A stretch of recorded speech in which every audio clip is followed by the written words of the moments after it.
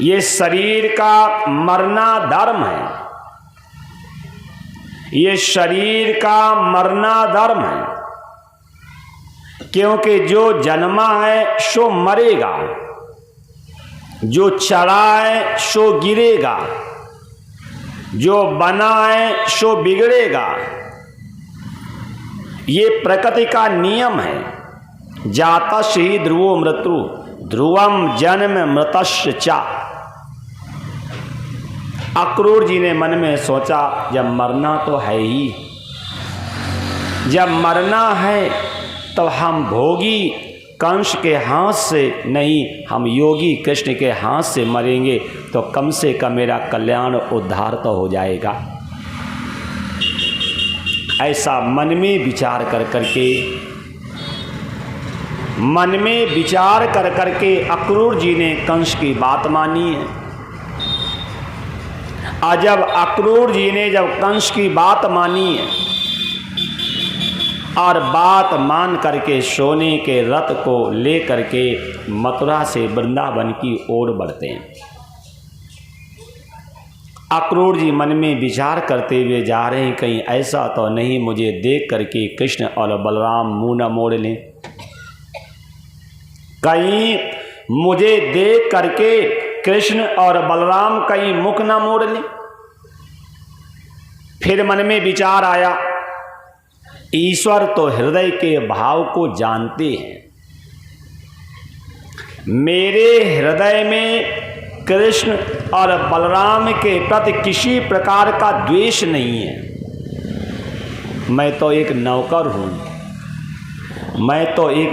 हूँ, और नौकर को मालिक की बात माननी चाहिए। मैं एक नौकर हूँ और नौकर को मालिक की बात माननी चाहिए। इसमें मेरा तो कोई दोष है नहीं। अक्रूर जी मन में नाना प्रकार के विचार करते करते वृंदावन पहुँचते हैं। और जैसे वृंदावन की सीमा में पहुँचे हैं, अक्रूर जी रथ से उतर पड़े हैं और वृंदावन की रज को अपने शरीर से लगाया। वृंदावन की रज को अपने शरीर से लगाया कि ये रज कितनी पवित्र है कि जहाँ पर मेरे प्रभु नंगे पैर घूम रहे हैं। ये रज कितनी पवित्र है, ये रज कितनी पुनीत है, ये रज कितनी श्रेष्ठ है, ये रज कितनी विलक्षण है। जिस रज पे प्रभु नंगे पैर घूमे हैं, अक्रूर जी ने उस रज को अपने शरीर से लगाया। रज को शरीर से लगा करके जब नंद बाबा के महल की ओर गए, नंद बाबा ने अक्रूर जी का अति सत्कार किया है। नंद बाबा ने अक्रूर जी का अति सत्कार किया है, आसन दिया है, चरण धुलवाए हैं, भोजन करवाया है, विश्राम करवाया है। नंद बाबा ने अक्रूर जी से आगमन पूछा। अक्रूर जी ने बताया, बाबा कंस एक धनुष यज्ञ कर रहा है, कंस एक धनुष यज्ञ कर रहा है और उस यज्ञ में आपको बुलाया है कि उपहार लेकर के चलो। और कृष्ण और बलराम को उस यज्ञ को देखने के लिए बुलाया है। कंस ने कृष्ण और बलराम के लिए ये सोने का रथ भेजा,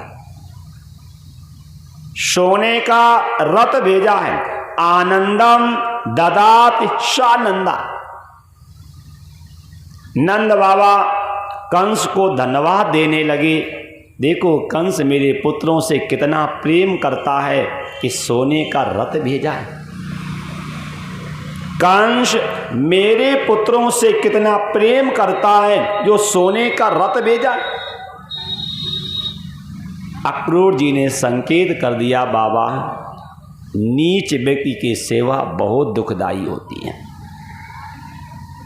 नवन नीच कर अत दुखदाई, जी में अंकुश धन उरग बिलाई। नीच व्यक्ति का नमना, नीच व्यक्ति का झुकना बहुत दुखदाई है।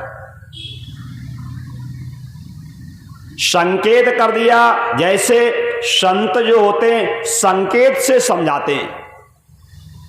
ज्यों केले के पात में पात, पात में पात, त्यों संतन की बात में बात, बात में बात। अक्रूर जी ने समझा दिया, और जैसे अक्रूर जी ने समझाया है कि नीच व्यक्ति का झुकना और नीच व्यक्ति की सेवा बहुत दुखदाई होती है। नंद बाबा अक्रूर जी के संकेत को समझ गए हैं और कहा ऐसा करें, हम लोग 4 बजे उठेंगे और उपहार लेकर के मथुरा चलेंगे। हम 4 बजे उठेंगे और उपहार लेकर के हम लोग मथुरा चलेंगे।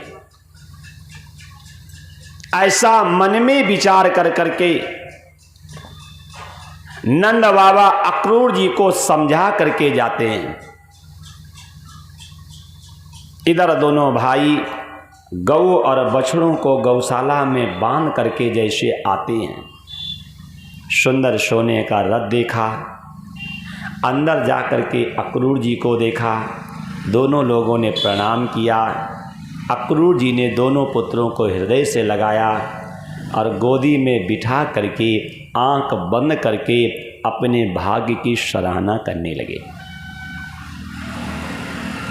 कौन से हमने अच्छे कर्म किए होंगे कि आज मुझे इन पुत्रों का चाचा बनने का अवसर मिला, गोदी में बिठाने का गौरव मिला, हृदय से लगाने के लिए हमें एक अवसर मिला।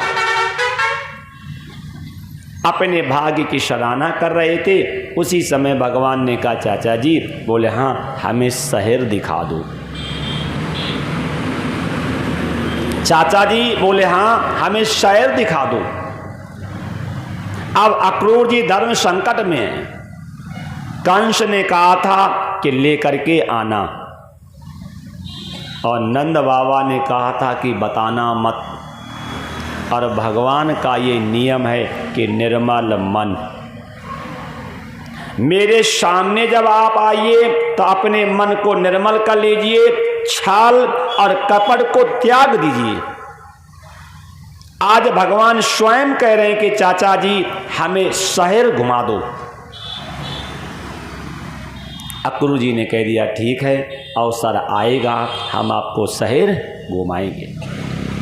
अक्रूर जी लेट जाते हैं, दोनों भाई चाचा जी के पैरों को दाबने लगते हैं। जब चाचा जी लेट जाते हैं, सो जाते हैं, तब दोनों भाई उड़ करके एक माँ यशोदा के पास और एक माँ रोहिणी के पास जाकर के दोनों पुत्र सो जाते हैं। रात्रि के समय यशोदा जी उठ करके रो रही हैं। क्यों? क्योंकि कल लाला मथुरा चला जाएगा। भगवान ने अपनी माँ से रोने का कारण पूछा। माता जी ने कहा पुत्र कल तू मथुरा चला जाएगा। 11 वर्ष हो गए हैं, मैं एक दिन के लिए भी आपसे दूर नहीं रही हूँ। अब कल तू मथुरा चला जाएगा, तेरे वियोग में मुझे नींद नहीं आएगी, मैं इसलिए रो रही हूँ। भगवान ने कहा माता जी इसमें रोने की क्या बात है। प्रत्येक माता पिता की संतान शहर में पढ़ने जाती है और मैं मथुरा जाऊंगा और पढ़ करके आऊंगा। माता जी ने कहा आओगे? भगवान ने कहा हाँ माँ।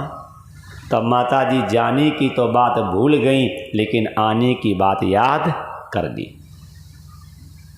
माता जी सो जाती हैं। भगवान बलदाऊ जी के पास जाते हैं, सारी बात बताते हैं। दोनों भाई गए और जा करके रथ के ऊपर ही लेट गए।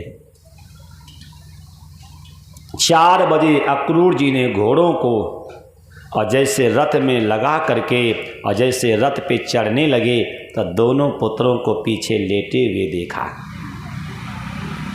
और जब दोनों पुत्रों को पीछे लेटे हुए देखा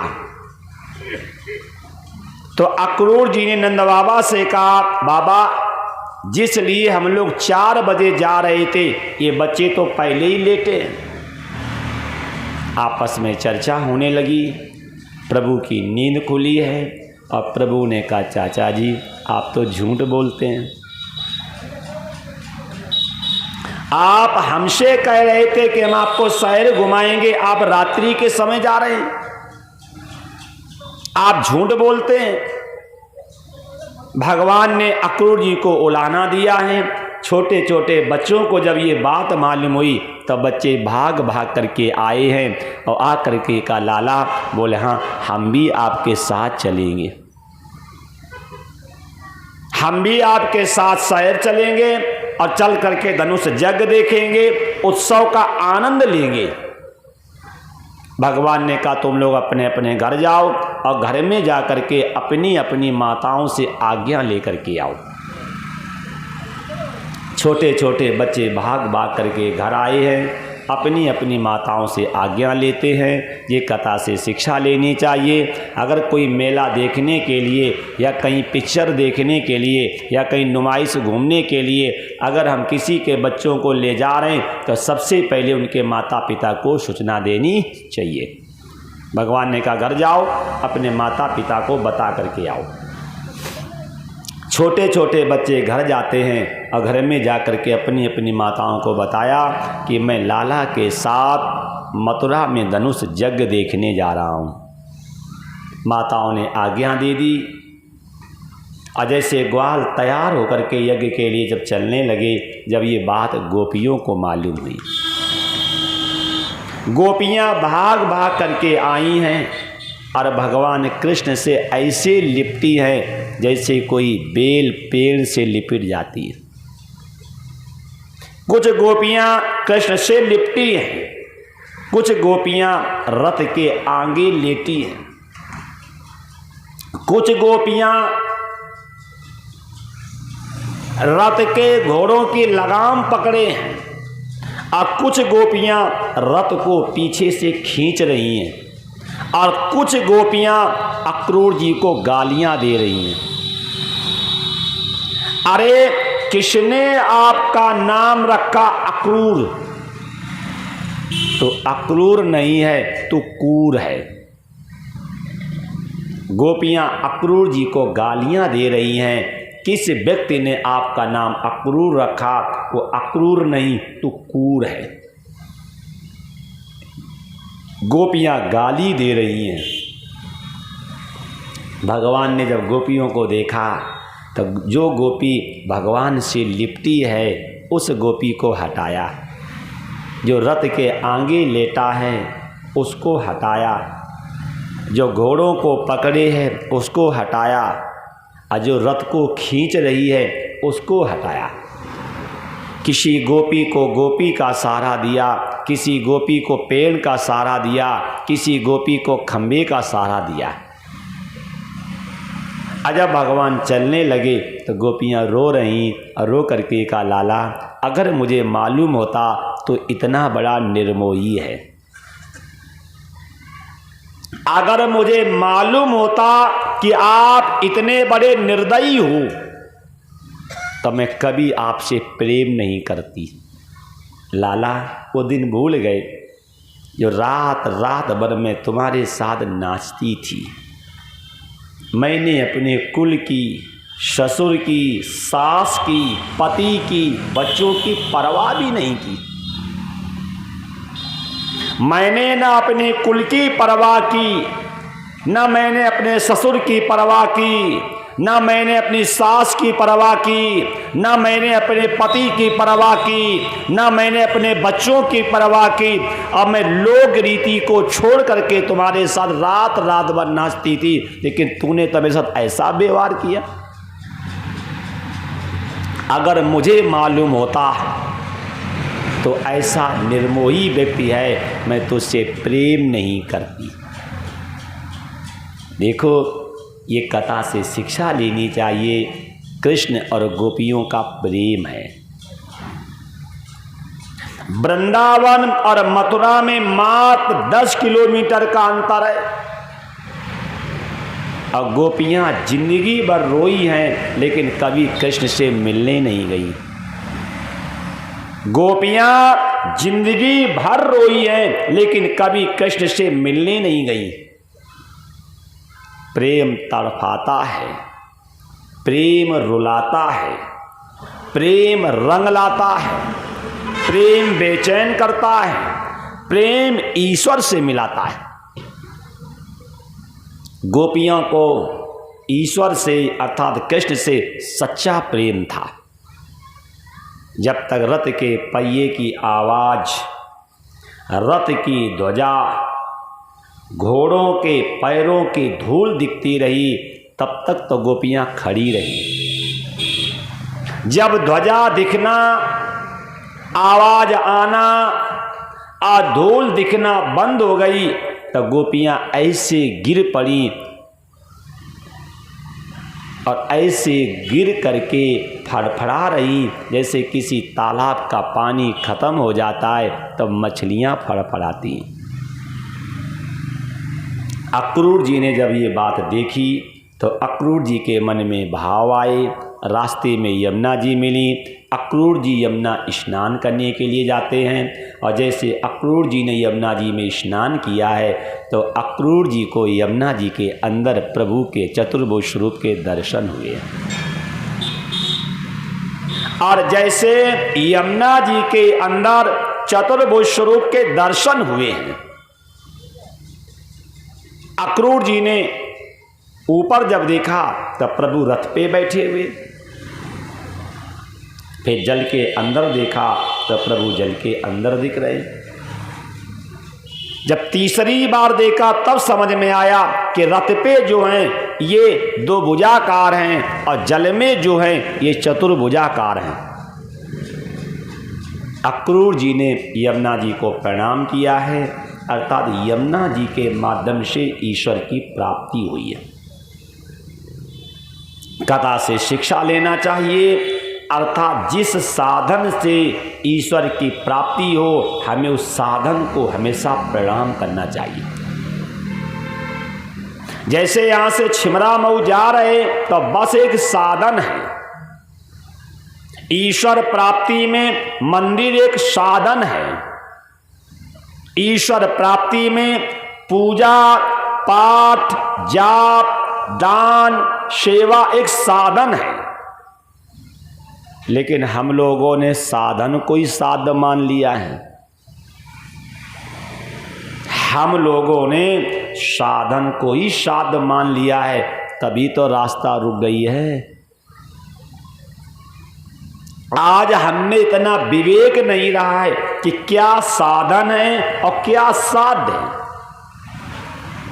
हम लोगों ने साधन को ही साध मान लिया है, साधन को ही साध मान लिया। अक्रूर जी ने यमुना जी को प्रणाम किया है और जैसे आगे बढ़े तो एक धोबी कपड़े धो रहा था। भगवान पास में गए और पास में जाकर के भगवान ने कहा, मामा ये कपड़े जो हैं आप मुझे दे दो। ये जो आपके पास सुंदर सुंदर कपड़े आपने धोए हैं और सुखाए हैं और प्रेस किए, ये कपड़े आप मुझे दे दो। उस धोबी ने कहा, तुमने अपना मुंह देखा है? काला कलूटा कई जगह से टेढ़ा, और इन कपड़ों का मुंह देखा है? भगवान ने धीरे से कहा, चाचा जी कपड़े तो इसीलिए पहने जाते हैं शरीर की सुंदरता बढ़ाने के लिए। कपड़े तो इसीलिए पहने जाते हैं शरीर की सुंदरता बढ़ाने के लिए, लेकिन अब तो कपड़े उतारने में सुंदरता लग रही है। अब ऐसी फैशन आई है कि कपड़े नीचे से ऊपर हो रहे हैं और ऊपर से नीचे हो रहे हैं। आप देखिए कि ऊपर वाले कपड़े नीचे जा रहे हैं और नीचे वाले कपड़े ऊपर जा रहे हैं। ये कैसी फैशन है? यही है भूमि ऋषियों की, जहां कंचन बरसते थे और विदेशी लोग सुन सुन के दर्शन को तरसते थे। ये ऐसी पवित्र भूमि है कि जहां विदेशी लोग आने के लिए, देखने के लिए अपना एक गौरव मानते थे, और आज हम लोग ऐसी भूमि में हो करके और आज हम पाश्चात्य संस्कृति को अपना रहे। भगवान कह रहे हैं, मामा कपड़े तो इसीलिए पहने जाते शरीर की सुंदरता बढ़ाने के लिए। वो धोबी फिर कुछ उल्टा बोला। भगवान ने धीरे से कहा, मामा जी मैं तो आपसे प्रेम से बोल रहा हूं, मैं तो आपसे प्रेम से बोल रहा हूं, और आप मेरे साथ ये कड़वी भाषा का प्रयोग कर रहे हैं। क्या आपके यहां शिष्टाचार यही है क्या? क्या आपकी मानवता यही है क्या? क्या आपका व्यवहार यही है क्या? क्या आपके माँ बाप ने आपके माँ बाप ने तुम्हें यही शिक्षा दी है क्या कि हम तो आपसे प्रेम से बोल रहे हैं और आप हमसे ऐंठ के बोल रहे? भगवान ने प्रेम से कहा। वो धोबी थोड़ा एड़ियाया। प्रभु पास में गए और गाल पर एक थप्पड़ मारी, उछला, गिर पड़ा, प्राणांत हो गया। ये धोबी कौन है आपको मालूम होगा? ये धोबी रामा अवतार का है। इस धोबी ने सीता जी को कलंक लगाया था। भगवान राम रात्रि के समय अयोध्या की गलियों में घूम रहे थे। रात्रि के समय भगवान राम अयोध्या की गलियों में घूम रहे थे, तो भगवान राम ने देखा कि एक घर के अंदर से लड़ाई की आवाज आ रही है। भगवान राम ने गेट में कान लगाया, और जैसे गेट में कान लगाया तो क्या सुना? एक धोबी अपनी पत्नी धुबनी को डांट रहा है। धोबी कह रहा है, धुबनी सुन, मैं राम नहीं हूं जो 11 महीने 28 दिन सीता लंका में रही फिर घर लेकर के आ गई। मैं राम नहीं हूं जो 11 महीने और 28 दिन तक सीता लंका में रही और फिर घर ले आई। मैं सूर वंश का धोबी हूं, तो दिन भर जहां रही रात को भी वहीं जा। जब भगवान राम ने ये सुना तब भगवान राम को बड़ा बुरा लगा और लक्ष्मण जी को बुलवा करके और सीता जी को जंगल छुड़वाया। तो रामा अवतार में तो नहीं मारा, लेकिन कृष्णा अवतार में मार करके बदला लेते हैं। तो क्या शिक्षा मिली? इस कथा से ये शिक्षा मिल रही है, अगर हम पीठ पीछे और किसी को कलंक लगाएंगे तो वो भी मेरा प्रारब्ध बनेगा। अगर हम पीठ पीछे और किसी को कलंक लगाएंगे और किसी को दोष लगाएंगे तो हमारे लिए प्रारब्ध बनेगा। धोबी ने पीठ पीछे और सीता जी को कलंक लगाया, जबकि सीता जी ने अग्नि परीक्षा दी थी। अग्नि परीक्षा देने के बाद भी धोबी ने सीता को कलंक लगाया और उसी का ये परिणाम भरना पड़ा। तो कथा से शिक्षा लेनी चाहिए कि हमें किसी निर्दोष व्यक्ति को कलंक नहीं लगाना चाहिए, अन्यथा आपका प्रारब्ध बनेगा। और ध्यान रखना, प्रारब्ध का भोग करना सबको पड़ता है। जब राम को भरना पड़ा, जब राम के बाप को भरना पड़ा, जब गंगा पुत्र भीष्म पितामह को भरना पड़ा, जब भगवान कृष्ण को अपना प्रारब्ध भोगना पड़ा, तो हम करें पाप पड़ोसी भर ले, ये बात मानने की है क्या? अवश्य में वो भोक्तव्यम कृतम कर्म शुभा शुभम न छीते कर्म कोटि कल्प सतेरपि। चाहे करोड़ों जन्म लेने पर जाएं फिर भी जीव को अपने शुभ और अशुभ कर्मों का भोग करना पड़ता है। इसलिए हम लोगों को कथा से शिक्षा लेनी चाहिए। हमें पीठ पीछे किसी पे कलंक नहीं लगाना चाहिए, अन्यथा हमारा प्रारब्ध बनेगा। ऐसे भगवान ने धोबी का उद्धार किया है। उन कपड़ों को लेकर के एक सुदामा नाम के दर्जी के पास जाते हैं। सुदामा नाम के दर्जी के पास जाते हैं और जा कर के भगवान ने कपड़ों की बात कही और उसने सब लोगों के कपड़े फिटिंग की। इसके बाद भगवान एक कुब्जा नाम की कोई कंस की दासी थी, उसके पास जाते हैं। ये कुब्जा कौन है आप लोगों ने पढ़ा होगा। सतयुग में कुब्जा का नाम था रूपमालिनी और ये भगवान विष्णु से प्रेम करती थी। सतयुग में कुब्जा का नाम था रूपमालिनी और भगवान विष्णु से प्रेम करती थी, लेकिन लक्ष्मी जी ने उसको अपनी सौत बनने नहीं दिया। लक्ष्मी जी ने उसको अपनी सौत बनने नहीं दिया और जब सौत बनने नहीं दिया तो वही रूपमालिनी त्रेता में आकर के बनी है मंथरा। त्रेता में आकर के बनी है मंथरा और मंथरा बन करके भगवान राम को चाहती थी, लेकिन भगवान राम ने मना कर दिया है कि मैंने एक पत्नी व्रता का संकल्प लिया है। भगवान राम ने मना कर दिया है कि मैंने एक पत्नी व्रता का संकल्प लिया है। आप कृष्णा अवतार में मिलना और मैं आपकी मनोकामना की पूर्ति करूंगा। तो कुब्जा कहने लगी, महाराज मैं बहुत सुंदर हूं, अब कोई न कोई व्यक्ति मेरे धर्म को नष्ट कर देगा। तब भगवान ने कहा था कि तू कुरूप हो जा। पहले भी घरों में था, अगर घर में पति नहीं होता था तब माताजी श्रृंगार नहीं करती थी, और अब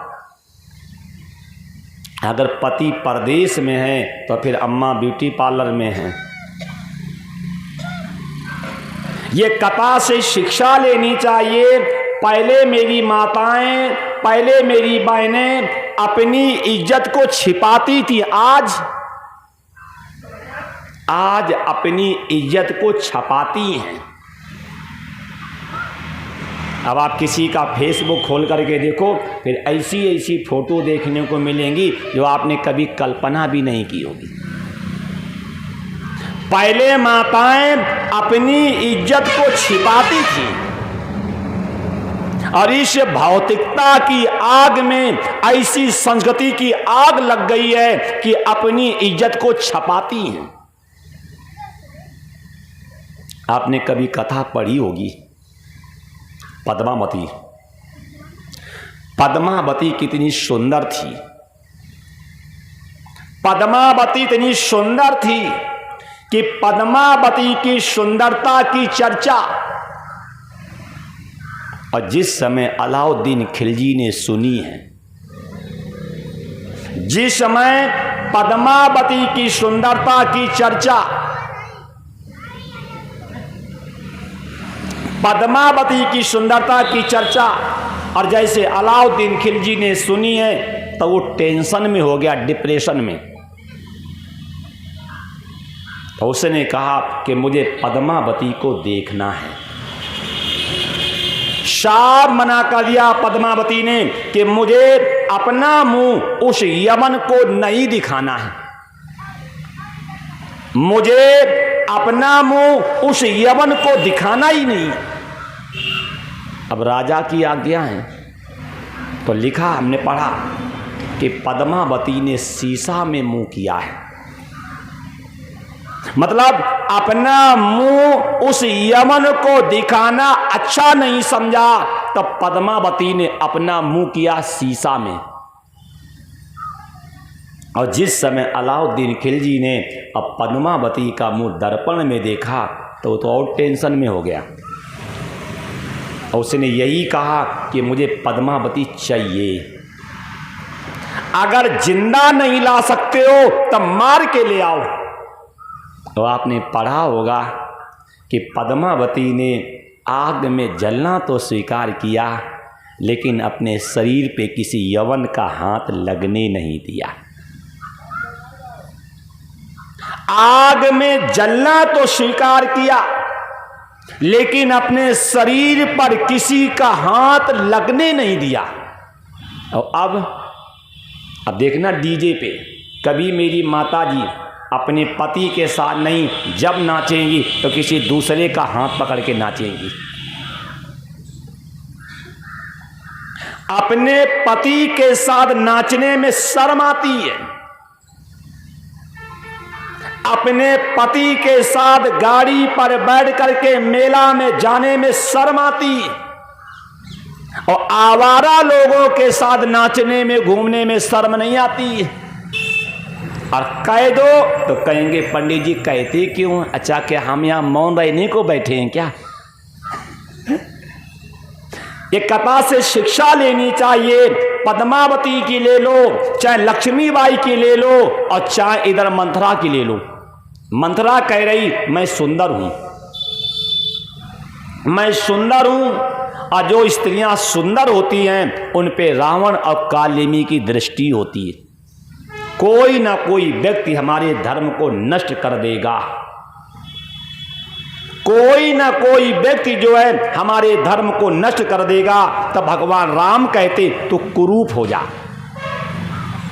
वही सतयुग की रूप मालनी, त्रेता की मंथरा, और द्वापर में बन के आई कुब्जा। रामायण में सब लोगों के शरीर छोड़ने की कथा है, लेकिन मंथरा के मरने की कथा कहीं पढ़ना तो बताना। रामायण में सब लोगों के शरीर छोड़ने की कथा मिलेगी वाल्मीकि रामायण में, लेकिन मंथरा कब मरी हमें तो नहीं मिला। अगर आपको कहीं मिले तो बता देना।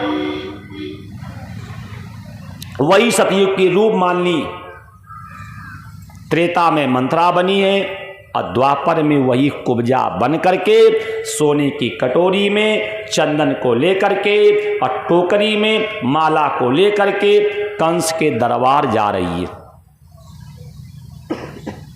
कंस के दरबार जा रही है तो भगवान ने जैसे देखा तो धीरे से कहा अरे सुंदरी, जैसे कहा अरे सुंदरी, तो इसको याद आया मुझे सुंदरी कहने वाला तो कोई सुंदर ही होगा, मुझे सुंदरी कहने वाला कोई सुंदर ही होगा। देखो पहले घरों में कैसा प्रेम होता था। दशरथ जी अपनी पत्नी से कैसे बोलते थे, सुमक सिलोचन पे कवचनी है। कथा से शिक्षा लेनी चाहिए कि पति जो है वो पत्नी को सम्मान दे और पत्नी जो है वो पति को सम्मान दे। बार बार कही राऊ सुमक सिलोचन पे कवचनी, कारण मोई सुनाओ गज गामनी निज कोप कर। और जब दशरथ जी के राम पैदा हुए थे तो इनकी उम्र थी 60,000 वर्ष की। 60,000 वर्ष का बुढ़ा और अपनी बुढ़िया से कहे गजगामिनी चंद्रमुखी, ये प्रेम झलक रहा है। और हम लोगों में प्रेम है, जब थोड़े गाल पचक जाते क्या कहती बुढ़िया मर जाए तो हमें शांति मिल जाए, और जवानी मर जाती तो शांति मिलती है। तो क्या कहेंगे ये बुढ़िया मर जाती हमें शांति मिल जाती, क्योंकि हम लोगों का प्रेम नहीं, हम लोगों का मोह है। ये कथा से शिक्षा लेनी चाहिए।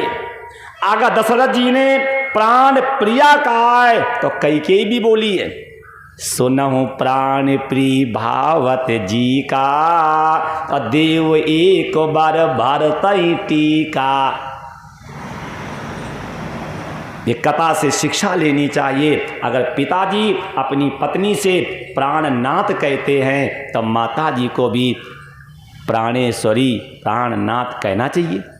अगर पति देवता प्राणेश्वरी कह रहे हैं तो माताजी को प्राणनाथ कहना चाहिए।